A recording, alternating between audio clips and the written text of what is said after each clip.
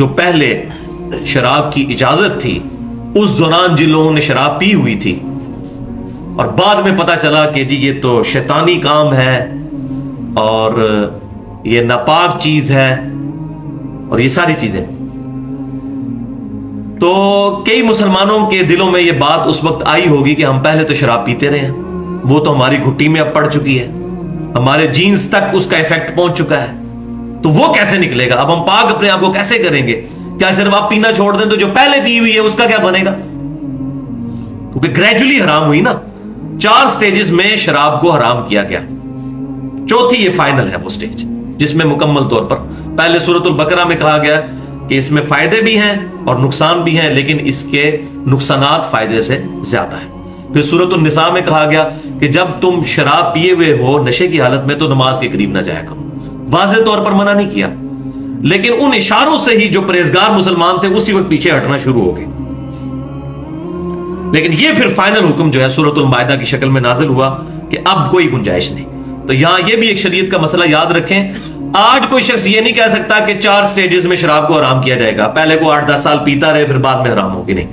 آج اگر کوئی شخص بائی برتھ مسلمان ہے یا آج اسلام کو قبول کرتا ہے تو پہلے دن سے شریعت کے احکام اس پر لاگو ہوں گے، کیونکہ نبی صلی اللہ علیہ وسلم کی مبارک زندگی میں بھی فتح مکہ کے موقع پر کئی لوگ اسلام لے کر آئے، کئی اس کے بعد، تو ان کو یہ نہیں کہا گیا کہ پہلے چونکہ یہ لوگ باقی صحابہ شراب پیتے رہے تو آپ اتنے سال پی لو اس کے بعد پھر حرام ہوگی، نہیں۔ جب یہ شریعت کنکلوڈ ہو گئی اس کے بعد پہلے دن سے شراب حرام ہے۔ اب کوئی یہ نہیں کہہ سکتا جی دیکھیں جی اللہ تعالیٰ نے، یہ چند جو آج کل جدید سکالرز ہیں وہ یہ کہتے ہیں کہ اللہ تعالیٰ نے گریجولی یہ چیزوں کو حرام کیا تو ہمیں بھی آہستہ آہستہ یہ چیزیں کرنی چاہیے۔ ٹھیک ہے، جن چیزوں میں گنجائش ہے وہاں آہستہ آہستہ ہی کرنی چاہیے، لیکن جو بالکل پیٹ چیزیں ہیں، جو حرام چیزیں ہیں، ان کے بارے میں تو پہلے دن سے۔ تو اس وسوسے کو سیٹل کیا جا رہا ہے کہ پہلے جو تم لوگ پیتے رہے تو کوئی اس میں مسئلہ نہیں، اللہ تعالیٰ کی اجازت اس میں شامل تھی، لیکن اب اللہ تعالیٰ نے معاف کر دیا ہے، اب مزید تقوی اختیار کرو۔ لیس علی الذین آمنوا وعملوا الصالحات، کوئی شے نہیں ہے ان لوگوں پر کہ جنہوں نے ایمان قبول کیا اور نیک اعمال کیے، جناح فیما طعموا، حرج نہیں ہے کوئی حرج ایمان والوں کے لیے جنہوں نے نیک اعمال بھی کیے، فیما طعموا، جو کہ وہ پہلے پی چکے ہیں، جو پہلے شراب کھا پی چکے وہ، اس کے معاملے میں ان کی کوئی پرسش نہیں ہوگی۔ اذا متقوا وآمنوا وعملوا الصالحات، جبکہ پہلے بھی وہ تقوی اختیار کرتے تھے اور وہ ایمان لے کر آئے تھے اور نیک اعمال کرتے تھے، صرف ایک یہ چیز تھی تو وہ اللہ تعالیٰ نے اس وقت تک حرام ہی نہیں کی تھی، لیکن اب حرام کر دی ہے، تو اب اللہ تعالیٰ فرما رہے ہیں ثم اتقوا، تو اب پھر تقوی اور اپنے اندر پیدا کرو، وآمنوا، پھر اس کی برکت سے مزید ایمان بڑھے گا، ثم اتقوا، پھر مزید تقوی اپنے اندر پیدا کرو، واحسنوا، اور پھر درجہ احسان تک پہنچا۔ وہ 3 سٹیجز جو حدیث جبریل میں بتائی گئی ہیں، سب سے باٹم لائن پہ اسلام ہے، جو بنی الاسلام علی 5، اسلام کی بنیاد 5 چیزوں پر ہے۔ یہ صحیح مسلم کی پہلی حدیث ہے، صحیح بخاری میں بھی موجود ہے کہ پہلی چیز تم گواہی دو کہ اللہ کے سوا کوئی معبود نہیں، محمد صلی اللہ علیہ وسلم اس کے رسول ہیں۔ دوسرا نماز قائم رکھنا، تیسرا زکوٰۃ، اور چوتھا حج، اور 5واں رمضان کے روزے۔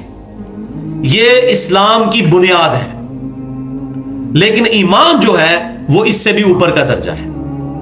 مزید تقوی اور پرہیزگاری اس میں آیا کہ تقوی پیدا کرو، ثم اتقوا وآمنوا، مزید تقوی اختیار کرو گے اور پھر ایمان میں مزید پختہ ہو جائیں گے۔ وہ انشاءاللہ ڈیٹیل جب آئے گی سورۃ الحجرات میں، وہ میں پھر انشاءاللہ بیان کروں گا۔ 2 اور چیزیں ایڈ ہیں اسلام میں، اگر 2 چیزیں اور ایڈ کر دی جائیں تو ایمان بن جاتا ہے۔ ایک ہے کہ ایمان، اسلام قبول کرنے کے بعد اپنے اسلام میں شک نہ کرنا، اور دوسرا قتال فی سبیل اللہ، جہاد فی سبیل اللہ کے لیے تیار رہنا، جو اسلام کا ایپیکس ہے، سمم بونم ہے۔ ثم اتقوا، پھر مزید تقوی، واحسنوا، اور درجہ احسان، جو اسی حدیث جبریل میں جو بخاری اور مسلم میں موجود ہے، فرمایا گیا، جب پوچھا گیا، حضرت جبریل علیہ السلام انسانی شکل میں آئے، اور یہ بڑی ڈیٹیل کے ساتھ حدیث ہے، آج چونکہ ٹاپک نہیں اس لیے میں اس کو بیان نہیں کر رہا، اشارتاً ذکر کر رہا ہوں، تقریباً تمام مسلمانوں کو حدیث پتہ ہے۔ تو حضرت جبریل علیہ السلام انسانی شکل میں آئے تو انہوں نے ایک سوال نبی صلی اللہ علیہ وسلم سے یہ بھی کیا تھا کہ بتائیے احسان کیا ہے، تو آپ صلی اللہ علیہ وسلم نے فرمایا کہ احسان یہ ہے کہ تم اللہ کی عبادت اس طرح کرو گویا کہ تم اپنے رب کو دیکھ رہے ہو. اور اگر یہ درجہ حاصل نہیں کر سک رہے تو یہ درجہ ضرور حاصل کر لو کہ یہ تصور تم پر یہ کامل ہو جائے کہ تمہارا رب تمہیں دیکھ رہا ہے. یہ درجہ احسان بتایا گیا. یعنی احسان جو ہے یہ ایمان کی چوٹی ہے. سب سے ڈیٹم لیول پر اسلام، اس کے اوپر ایمان، اور پھر سب سے اعلیٰ ایمان وہ درجہ احسان ہے، جس کو پھر تصوف کے نام سے امت میں غلط طریقے سے پروپیگیٹ کیا گیا. تو بیسیکلی یہ درجہ احسان ہے. اور تصوف کا وہ جو پہلو ہے تزکیہ نفس والا اور زہد والا، اس کی تو میں تعریف کرتا ہوں. ان کے عقائد کی خرابیاں الگ، لیکن تو اللہ تعالیٰ فرما رہا ہے مزید تقوی اختیار کرو اور درجہ احسان تک پہنچو. واللہ یحب المحسنین، اور اللہ تعالیٰ محبت کرتا ہے محسنین کے ساتھ، یعنی اعلیٰ ترین درجے کے جو مسلمان ہیں اللہ تعالیٰ ان سے محبت فرماتا ہے. یہ تو ہو گئی بھائی وہ 4 آیات جس میں اللہ تبارک و تعالیٰ نے شراب کی حرمت بیان فرمائی اور سے ریلیٹڈ اہم گفتگو فرمائی. اب اس کانٹیکسٹ میں 8 احادیث ہیں جن کو میں انشاءاللہ بیان کروں گا، اور ساتھ ساتھ جو اس سے مسائل آج کے دور کے اعتبار سے نکلتے ہیں وہ بیان کروں گا. اور یہ 8 کی نسبت جنت کے 8 دروازوں کی وجہ سے، جو صحیح مسلم میں حدیث ہے کہ جو شخص وضو کے بعد دعا پڑھ لے اشہد ان لا الہ الا اللہ وحدہ لا شریک لہ واشہد ان محمدا عبدہ ورسولہ، تو اس کے لیے جنت کے 8 دروازے کھول دیے جاتے ہیں. تو یہ 8 احادیث شراب کے کانٹیکسٹ میں. پہلی حدیث صحیح بخاری سے ہے کہ آپ صلی اللہ علیہ وسلم نے شراب کی حرمت کی یہ جو آیات نازل ہوئیں ان کے بعد خطبہ دیتے ہوئے ارشاد فرمایا کہ شراب 5 چیزوں سے بنائی جاتی ہے. نمبر 1 انگور، نمبر 2 کھجور، نمبر 3 گندم، نمبر 4 جو، اور نمبر 5 شہد. ان سے شراب بنائی جاتی ہے. لیکن یہاں پر یہ بات یاد رکھیے کہ شہد والا پانی وہ پینا سنت ہے، بخاری اور مسلم میں ثابت ہے. اسی طریقے سے آب جو بکتی ہے مارکیٹ کے اندر وہ بھی جائز ہے پینا. شراب ایک خاص طریقے سے بنائی جاتی ہے کہ اس کا جو مشروب نکلتا ہے اس کو ایک خاص وقت کے لیے گلنے سڑنے کے لیے ڈیکمپوزیشن کے لیے چھوڑ دیا جاتا ہے تو وہ بھی شراب کی فارم اختیار کر جاتی ہے. تو آب جو پینے میں یا کھجور کا ملک شیک پینے میں یا شہد والا پانی پینے میں کوئی حرج نہیں ہے. یہ اس کے اندر وہ شراب کے زمرے میں چیزیں نہیں آتی. اسی طریقے سے انگوروں کا اگر کوئی جوس پیتا ہے تو وہ شراب کے زمرے میں نہیں آتی. اب آج کے دور کے اندر جو شراب بنائی جا رہی ہے وہ ڈائریکٹلی تو انگوروں سے نہیں بنتی، لیکن انڈائریکٹلی کیمیکل کمپوزیشن اس کی الکوہل کی وہی ہوتی ہے. لہذا کسی بھی فارم میں شراب بنائی جائے جس کی کیمیکل کمپوزیشن انگور سے بنی ہوئی شراب کے ساتھ یا کھجور کی بنی ہوئی شراب کے ساتھ یا جو کی بنی ہوئی شراب کے ساتھ میچ کرتی ہے کیمیکل فارمولا اس کا، تو وہ اسی طریقے سے تصور کی جائے گی شراب. دوسری حدیث صحیح مسلم کی ہے کہ ایک صحابی رضی اللہ تعالیٰ عنہ کہتے ہیں کہ میں شراب بنا رہا تھا تو آپ صلی اللہ علیہ وسلم سے اس ٹاپک پر ڈسکشن ہوئی تو میں نے عرض کی کہ اللہ کے رسول صلی اللہ علیہ وسلم میں شراب جو ہے دوائی کے طور پر بنا رہا. تو آپ صلی اللہ علیہ وسلم نے فرمایا کہ شراب دوائی نہیں بلکہ یہ تو بیماری ہے. ایک تو روحانی بیماری ہے نا، شیطنت اس کے اندر پوشیدہ ہے. دوسرا جسمانی طور پر بھی آج میڈیکلی یہ چیز پروف ہو چکی ہے کہ جگر کو فیل کر دیتی ہے. اس کے علاوہ بھی کئی بیماریاں اس شراب کے ساتھ جڑی ہوئی ہیں. تو آپ صلی اللہ علیہ وسلم نے فرمایا یہ دوائی نہیں بلکہ یہ بیماری ہے. تو اس حدیث کے کانٹیکسٹ میں یہ بات پتہ چلی کہ کسی بھی دوائی میں اگر الکوہل ڈالی جاتی ہے اور اس دوائی کا تعلق پینے کے ساتھ ہے تو ایسی دوائی پینا بھی پھر حرام ہوگا.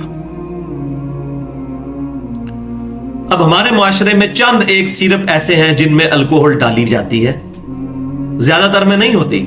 یہ کھانسی کے جو سیرپ ہیں مجھے بھی شاید پہلے یہی پتا تھا کہ اس میں الکوہل ڈالی جاتی ہے، لیکن آج میں نے مختلف ڈاکٹرز کے ساتھ کنسلٹ کیا کیونکہ قرآن پاک میں حکم ہے کہ فَاسْأَلُوا أَهْلَ الذِّكْرِ إِن كُنتُمْ لَا تَعْلَمُونَ، اگر تمہیں علم نہیں تو اہل ذکر سے پوچھو.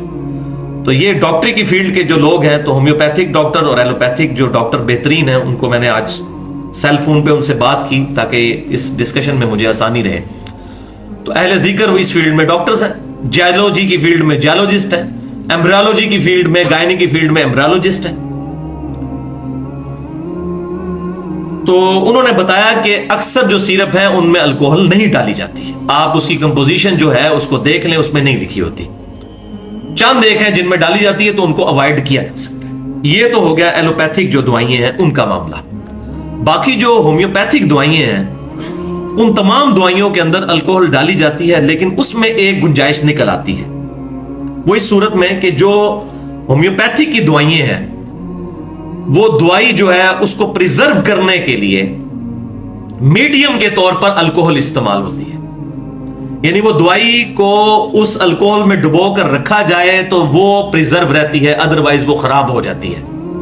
جیسے ہم اپنے کھانے کو پریزرو کرتے ہیں فریج کے اندر رکھ کے، کئی دن تک گوشت کھاتے رہتے ہیں. قربانی کا گوشت اب تک لوگ کھا رہے ہیں، پریزرو کیا نا. اسی طریقے سے جو ہومیوپیتھک دوائی ہے اس کو پریزرو کرنے کے لیے ڈائلیوٹیڈ قسم کی الکوہل استعمال کی جاتی ہے. بڑی معمولی الکوہل ہوتی ہے اس میں، اور کچھ ایسی ہیں جس میں ڈسٹل واٹر بھی استعمال کیا جاتا ہے. تو یہ جو دوائی ہوتی ہے ہومیوپیتھک، اس کو ڈائلیوٹیڈ الکوہل کے اندر پریزرو کر کے رکھا جاتا ہے، اور پھر وہ پاؤڈر جو اویلیبل ہوتا ہے، جو ساری پوڑیاں، وہ جو اکثر لوگ ہمارے کہتے ہیں کہ وہ ایک طرح کی پوڑیاں سب کو دیتے ہیں، تو وہ جو پوڑی دی جا رہی ہوتی ہے، وہ جو پاؤڈر ہوتا ہے جو دودھ سے تیار کیا جاتا ہے، وہ صرف میڈیم کے طور پر استعمال ہوتا ہے. اس پہ مختلف دوائیاں ٹپکائی جاتی ہیں. اچھا، اب جب وہ دوائی الکوہل میں جو پریزرو دوائی ہوتی ہے ہومیوپیتھک کی، جب اس کے قطرے ٹپکائے جاتے ہیں اس پاؤڈر کے اوپر، تو وہ جو دوائی پریزرو ہوتی ہے الکوہل کے اندر، وہ اب اس پاؤڈر کے ساتھ چمٹ جاتی ہے. یعنی اب وہ پاؤڈر کے ساتھ پریزرو ہو جاتی ہے، پاؤڈر کے ساتھ پریزرو ہو گئی، اور اسی دوران جو الکوہل بالکل ڈائلیوٹیڈ فارم میں ہوتی ہے وہ اڑ جاتی ہے اس کے اوپر سے، اس میں رہتی نہیں ہے. اور یہ ہمیں اب بالکل کیمیکلی یہ بات کلیئر ہو چکی ہے. پیٹرول کے بھی آپ کو پتا ہے کہ ایویپوریٹ ہو جاتا ہے، بالکل رہتا ہی نہیں ہے. اسی طریقے سے الکوہل بھی مکمل طور پر ایویپوریٹ کر جاتی ہے. تو وہ صرف میڈیم کے طور پر بہت ڈائلیوٹیڈ.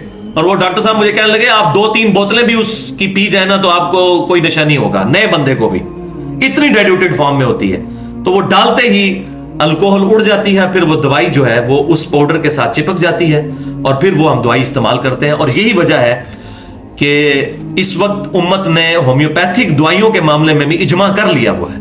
کچھ عرصہ پہلے تک اختلاف تھا، لیکن اب اس وقت اہل سنت کہلوانے والے تینوں گروہ ہمارے اس ملک کے اندر، بریلوی، دیوبندی اور اہل حدیث، سوائے چند ایک بچارے جو کمزور دماغ والے لوگ ہیں، ان کے اکثریت نے اس پر اجماع کیا ہے، اہل تشیع نے بھی، کہ جو ہومیوپیتھک دوائیں ہیں یہ بالکل استعمال کرنا جائز ہے. لہذا کوئی اس میں کنٹراڈکشن نہیں اس صحیح مسلم کی حدیث کے ساتھ. اب کوئی پیورلی شراب پیتا اور کہتا ہے کہ اس کے اندر دوائی ہے، جس طرح ہمارے کچھ لوگ جو گاؤں کے بوڑھے ہیں وہ رات کے وقت حکا لے کے بیٹھ جاتے ہیں، کہتے ہیں جی یہ تو پیٹ کے لیے بڑا مفید ہے، تمباکو پیتے ہیں. وہ اس کا حکم کیا ہے وہ میں بعد میں بتاؤں گا. تو اس طریقے سے کسی کا پرسنل ایکسپیرینس ہے تو اس کے لیے وہ حدیث بالکل اسی طرح اپلیکیبل ہوگی کہ یہ شراب جو ہے یہ دوائی نہیں، بیماری ہے. اگر پیورلی کوئی شراب کو استعمال کرتا ہے ایز اے دوائی تو بالکل وہ حرام ہے. اسی طریقے سے ایسے سرپ جن میں الکوہل ڈالا جاتا ہے وہ حرام ہے. لیکن ان تمام چیزوں کا تعلق ہے پینے کے ساتھ. اب بات سمجھ نہیں ہے، شراب پینا حرام ہے، شراب خود ناپاک نہیں ہے. یعنی الکوہل اگر میرے جسم پہ لگ جاتی ہے میرا جسم ناپاک نہیں ہوگا. جب ٹیکا لگایا جاتا ہے اسپرٹ اور الکوہل وغیرہ سے جگہ صاف کی جاتی ہے وہ پلید نہیں ہو جاتی جگہ. کیوں؟ خون، قرآن پاک میں سورۃ المائدہ میں ہم پڑھ چکے ہیں کہ خون پینا حرام ہے، لیکن خون فی نفس ہی پاک ہے. اگر کپڑوں پر لگ جائے کپڑے ناپاک نہیں ہوتے. اسی پر محدثین کا اتفاق ہے، سوائے امام حنیفہ رحمۃ اللہ علیہ کے اور ان کی اجتہادی خطا ہے، اللہ تعالیٰ ان کو معاف کرے. باقی پوری امت کا اس معاملے میں اتفاق ہے کہ خون فی نفس ہی پاک ہے. جس میں وہ مشہور حدیث ہے جو سنن ابی داؤد میں صحیح سند کے ساتھ ہے، وہ جو 2 صحابی تھے جن کی نبی صلی اللہ علیہ وسلم نے رات کے وقت جو ہے پہرے کے اوپر ڈیوٹی لگائی، تو ایک نے دوسرے سے کہا کہ تم آرام کر لو تو میں ڈیوٹی دیتا ہوں، پھر میں آرام کروں گا پھر تم ڈیوٹی دینا. تو دوسرے نے تو آرام کرنا شروع کر دیا. تو انہوں نے کہا میں فارغ ہوں, چلو نماز نیت کر لوں. تو انہوں نے نماز پڑھنی شروع کی. اسی دوران کافروں نے حملہ کیا تو ان کو کافی تیر لگے, اور اس دوران ان کے جسم سے خون بھی بہتا رہا. انہوں نے نماز بھی اسی طریقے سے مکمل کی.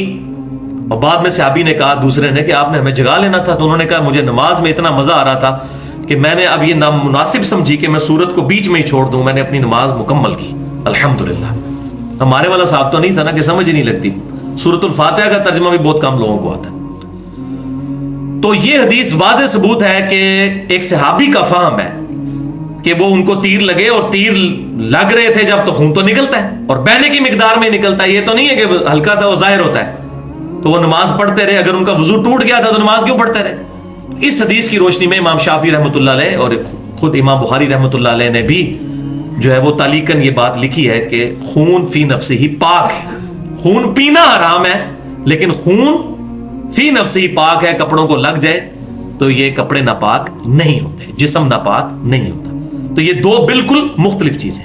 اور یہاں مجھے اب ضمن لطیفے کے طور پر وہ بات یاد آ گئی کہ یہی واقعہ جو ہے وہ شیخ زکریا صاحب نے بھی فضائل اعمال میں لکھا ہے, اور اس کے بعد ایک بڑا عجیب و غریب جملہ لکھا ہے. انہوں نے کہا کہ اس سے یہ بات ثابت ہوئی کہ اس صحابی کے نزدیک خون پاک تھا, اور امام شافعی رحمۃ اللہ علیہ بھی کہتے ہیں خون پاک ہے. ہو سکتا ہے وہ صحابی امام شافعی کے مذہب پر. اب کسی کی مت ماری جائے اور گیئر الٹا لگ جائے نا تو اس کا کوئی علاج نہیں ہے. اب ان سے بات کریں گے تو وہ تعویل کریں گے نہیں وہ مراد یہ ہے کہ دونوں کا مذہب ایک ہے یا جو ہے. لیکن یہ اس طریقے سے گفتگو کرنا ایک صحابی کے بارے میں, میرا خیال ہے یہ توہین سے خالی نہیں ہے. صحابی الحمدللہ مجتہد تھے, اور ایک صحابی کے اجتہاد پر کروڑوں اماموں کے اجتہاد, امام حنیفہ کے, امام شافعی, امام مالک, امام احمد بن حنبل کے قربان. انہوں نے ڈائریکٹ نبی صلی اللہ علیہ وسلم سے علم حاصل کیا تھا. اگر صحابی کا فہم کلیئر ہو گیا, اس کے باوجود کوئی کہتا ہے میں نے امام حنیفہ کے فتوے پر عمل کرنا ہے, تو وہ آپ خود ہی فیصلہ کر لے کہ وہ کس شخصیت کو, کس بڑی شخصیت کے اوپر ترجیح دے رہے ہیں. اور امام حنیفہ رحمۃ اللہ علیہ کا اس میں کوئی قصور نہیں, میں بار بار کہہ چکا ہوں. ان کا قول بالکل صحیح سند کے ساتھ موجود ہے. میرا کوئی فتویٰ قرآن سے ٹکرا جائے, حدیث سے ٹکرا جائے, یا کسی صحابی کے قول سے ٹکرا جائے تو وہ چیزیں لے لو اور میرے فتوے کو چھوڑ دو. انہوں نے تو اپنی قبر بھاری ہونے سے بچا لی, لیکن یہ پچھلے جو چمچے ہیں, شاہ سے زیادہ شاہ کے وفادار بننے والے, ان کی مثال اسی طریقے سے ہے جیسا کہ کرسچنز نے حضرت عیسیٰ علیہ السلام پر تہمت باندھی. عیسیٰ علیہ السلام کا ہم دل سے احترام کرتے ہیں الحمدللہ. امام حنیفہ رحمۃ اللہ علیہ کا ہم دل سے احترام کرتے ہیں. جب ہم کرسچنز کو عیسیٰ علیہ السلام کے بارے میں جو ڈیوینٹی کلیم کرتے ہیں اس پہ ان سے ہم جھگڑا کر رہے ہوتے ہیں, تو کبھی ہمارے دل میں خیال نہیں آتا کہ ہم عیسیٰ علیہ السلام کی توہین کر رہے ہیں. معاذ اللہ. جیہن فی الدنیا والآخرہ قرآن نے کہا ہے, ہم نے اپنا ایمان برباد کرنا ہے. بالکل اس طریقے سے جب ہم فقہ حنفی کے اندر جو غلط چیزیں ہیں ان کو پوائنٹ آؤٹ کر رہے ہوتے ہیں, تو مقصد امام حنیفہ رحمۃ اللہ علیہ کی معاذ اللہ توہین نہیں ہوتا, بلکہ غلطی کو غلطی کہنا ہے. اور بلکہ ہم تو کہتے ہیں ہم پکے حنفی ہیں کہ امام حنیفہ رحمۃ اللہ علیہ کے اس حکم پر عمل کر رہے ہیں کہ میری کوئی بات کتاب و سنت یا صحابی کے قول سے ٹکرا جائے تو اس کو چھوڑ دو. اس کا نام اگر حنفی ہونا ہے تو ہم حنفی ہیں الحمدللہ. لیکن اگر حنفیت سے مراد کو یہ لیتا ہے کہ کتاب و سنت کا جنازہ نکل جائے, لیکن اپنے بزرگوں کے بے سند اقوال جو چل رہے ہیں جو ثابت ہی نہیں اکثر امام حنیفہ رحمۃ اللہ علیہ سے, ان کے اوپر آنکھیں بند کر کے چلنا ہے, تو یہ حنفیت نہیں ہے. یہ شیطنت کے سوا کچھ نہیں ہو سکتا والعیاذ باللہ تعالی. تو بات کہاں سے کہاں نکل گئی؟ تو خون جس طریقے سے پاک ہے, پینا حرام ہے, بالکل اسی طرح شراب پینا حرام ہے. الکوہل اگر جسم پر لگتی ہے کبھی صفائی کرنے کے لیے, زخم کو پوچھنے کے لیے, تو وہ ہم پی نہیں رہے ہوتے بلکہ وہ لگائی جا رہی ہوتی ہے, تو اس سے جسم یا کپڑے ناپاک نہیں ہوں گے اور وہ جائز ہوگا. لہذا اسی میں ہی امپلائڈ ہے پرفیوم کا مسئلہ بھی, جو اب سارے مولوی مان چکے ہوئے ہیں کیونکہ ان کو بہت دیر کے بعد سمجھ آئی ہے. پرفیوم میں بھی آپ پی نہیں رہے ہوتے سینٹ کو. میں نہیں لگاتا, میں تو الحمدللہ عطر ہی استعمال کرتا ہوں, میں کو اپنے لیے معاملہ سیدھا نہیں کر رہا. پرفیوم میں بھی الکوہل استعمال ہوتی ہے, وہ جسم پر یا کپڑوں پر لگتی ہے, تو وہ پیتا کوئی نہیں ہے, لہذا اس کا حکم وہی خون والا حکم ہے. یہ جو بات لوگ دلیل دیتے ہیں نا کہ نہیں الکوہل اڑ جاتی ہے, تو اس میں تو پھر آپ کو کوئی عقلی طور پہ یہ بھی کہتا ہے کہ شراب بھی اڑ جاتی ہے, یہ پیشاب لگتا ہے تو وہ بھی اڑ جاتا ہے, ایویپوریٹ ہو جاتا ہے, وہ معاملہ ڈیفرنٹ. حالانکہ یہ عقلی دلیل غلط ہے. تو اصل دلیل اس میں جو ہے وہ یہی ہے کہ وہ پینا حرام ہے فی نفسہ ہی, وہ ناپاک نہیں. اور جو شراب کو ناپاک کہا گیا اس آیت کے اندر 90 نمبر میں, وہ روحانی طور پر ناپاک اس کو کہا گیا. انما الخمر والمیسر والانصاب والازلام رجس من عمل الشیطان. تو یہ روحانی طور پر، ورنہ بت کو اگر ہاتھ لگ جائے تو بت ناپاک کر دے گا آپ کو. نہیں، اس میں بت بھی کہا گیا کہ بت بھی ناپاک ہے. تو ناپاکی سے مراد ہے روحانی ناپاکی. یہ ٹینجیبل فارم میں نہیں ہے بلکہ نان ٹینجیبل فارم میں. تیسری حدیث صحیح مسلم میں ہے کہ ایک صحابی رضی اللہ تعالیٰ عنہ نے نبی صلی اللہ علیہ وسلم سے یہ مسئلہ پوچھا کہ یا رسول اللہ صلی اللہ علیہ وسلم، کیا میں شراب سے سرکہ بنا سکتا ہوں؟ تو آپ صلی اللہ علیہ وسلم نے فرمایا نہیں، شراب سے سرکہ نہیں بنا سکتے. آپ صلی اللہ علیہ وسلم نے شراب سے سرکہ بنانے سے بھی منع فرما دیا.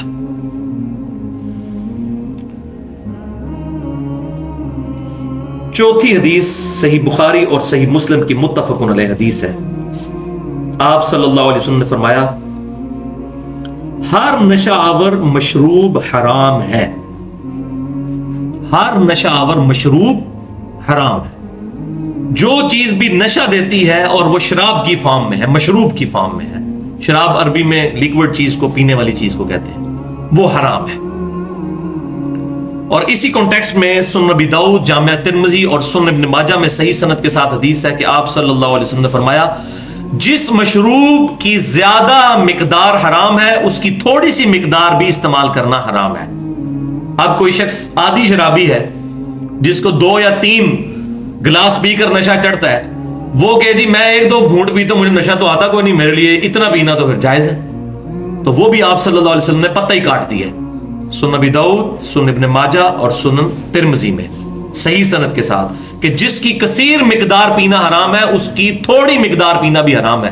یعنی نشہ ہو یا نہ ہو، جو چیز فی نفس ہی نشہ کرنے والی ہے اس کا پینا حرام ہو جائے گا.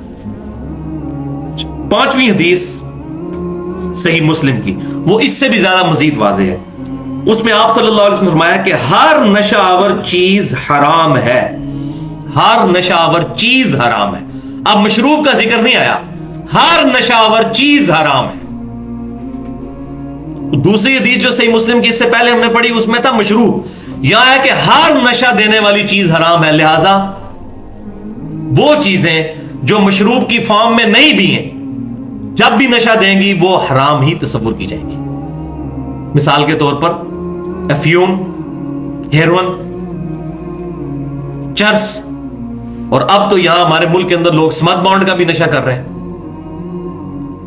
اسی طریقے سے بھنگ، جس طرح کی بھی چیزیں، ہر نشہ آور چیز حرام ہے. تو اس میں کیٹاگوریکل مینشن ہو گیا. اچھا،